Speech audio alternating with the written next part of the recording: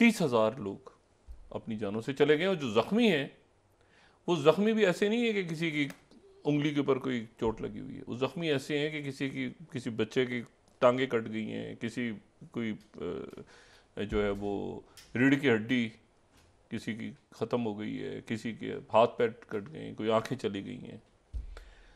तो ये है कि ये इस तरह के ज़ख्मी हैं ज़िंदगी और मौत के दरमियान। तो ये जो सानेहा जो जन्म ले रहा है, ये एक सानेहा अभी और तूल पकड़ रहा है। और मैंने कल भी बात की थी और मैं दोबारा ही बात कर रहा हूँ कि अब ये 2-3 जगहों से जियो पॉलिटिक्स आगे की दुनिया की इमर्ज हो रही है।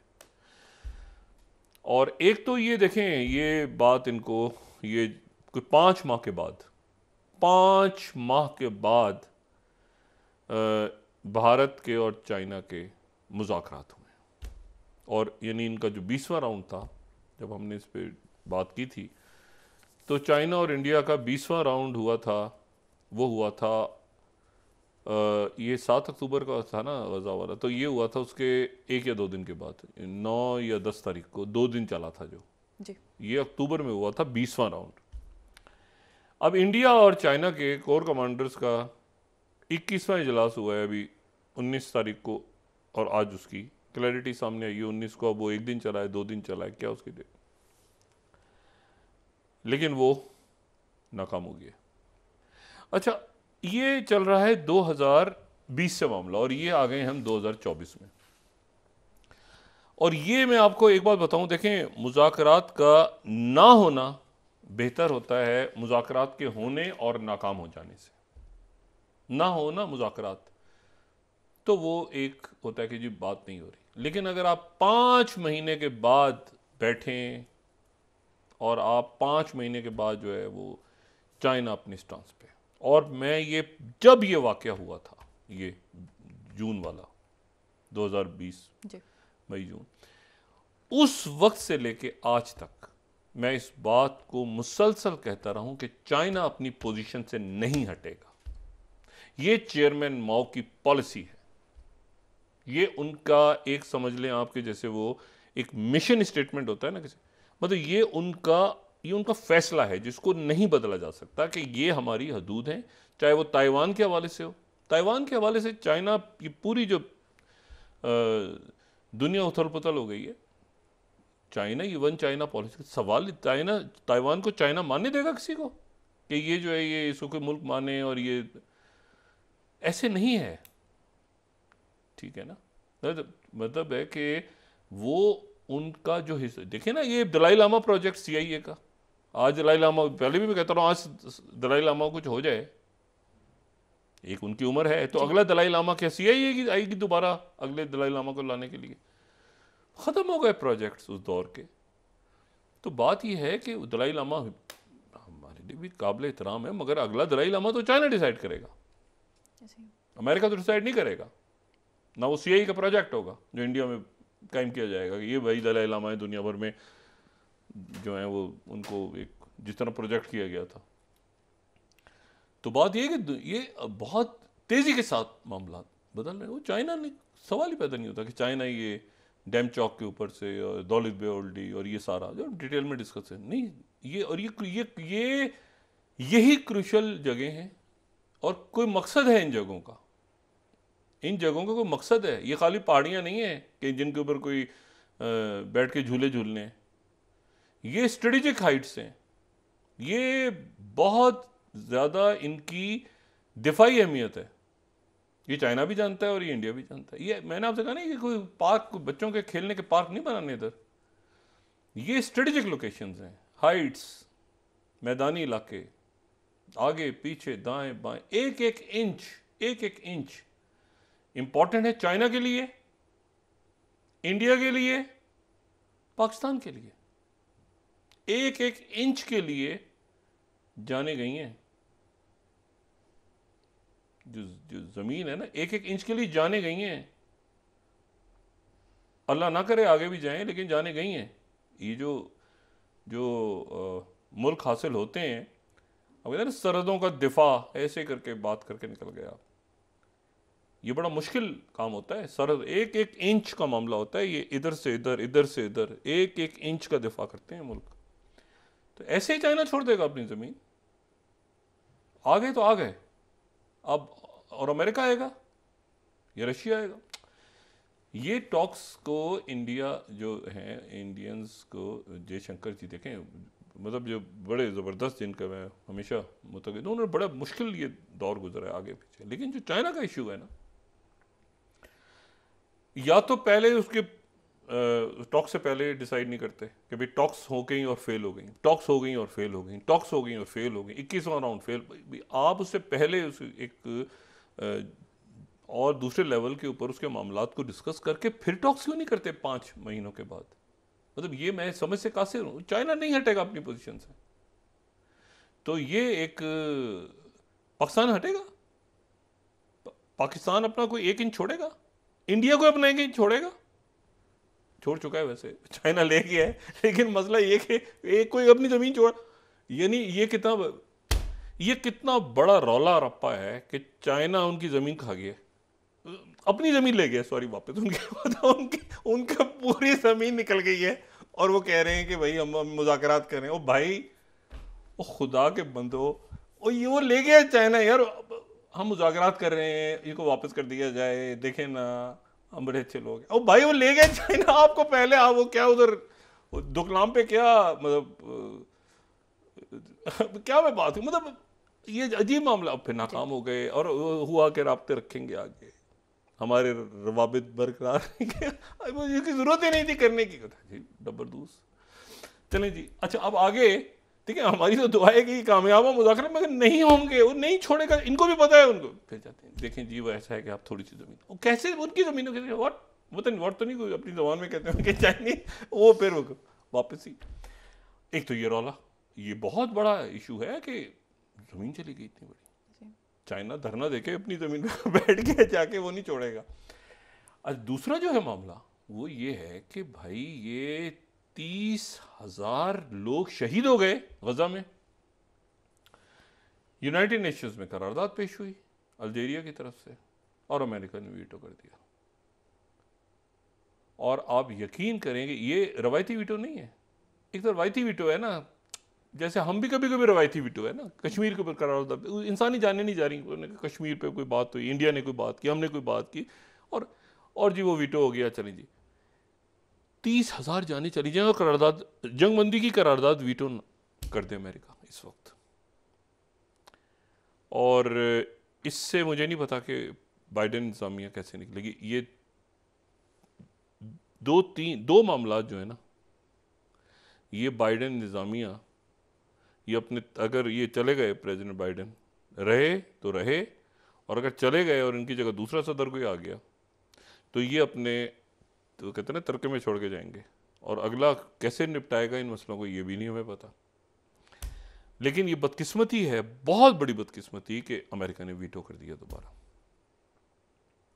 और वीटो कर दिया। और इस वीटो में पहली दफा, एक तो यह है कि चाइना ने इसको कंडेम किया, इस वीटो को, चाइना ने इस वीटो को ऑफिशियली कंडेम किया और कहा कि ये सख्त हम मजम्मत करते हैं अमेरिका के वीटो की, कि जो गजा में जंगबंदी पे अमेरिका ने वीटो किया है।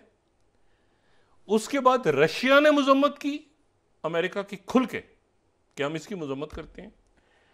और फिर उसके बाद एक कतार दर कतार मगरबी ममालिक, नॉर्वे, ये हम उनका सोशल मीडिया पे दिखा सकते हैं कि पाकिस्तान में खुदा का वास्ता ये एक सर्विस तो खोल दें, बहरहाल हम दिखा देते हैं।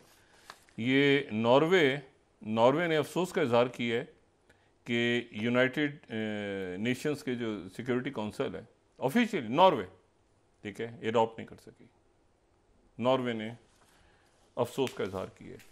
उसके बाद आप देखें कि ये सऊदी अरेबिया ने पूरा स्टेटमेंट जारी किया, सऊदी अरेबिया की तरफ से पूरा स्टेटमेंट है कि जी किंगडम ऑफ सऊदी अरेबिया जो है regret over the veto of draft resolution calling for an immediate cease fire on behalf of Arab. जो अल्जीरिया ने, ये on behalf of Arab countries था, ये ध्यान में रखें, अल्जीरिया ने अरब कंट्रीज के बिहाफ अफसोस का इजहार करते हैं। और फिर उसके बाद और भी आप मगरबी मुल्कों के और ट्वीट्स आप देखें, कई मुल्कों के और आपको उनके जो सोशल मीडिया पे एक्स पे उन्होंने ये आप देखें, ये फ्रांस ने रिग्रेट किया, ठीक है ना, कि ये अब ये अच्छा फ्रांस ने ये रिग्रेट किया है कि United Nations Security Council to that end, और ये कि फ्रांस की तरफ से ceasefire, immediate ceasefire, must be immediate ceasefire, अल्फाज देखें आप।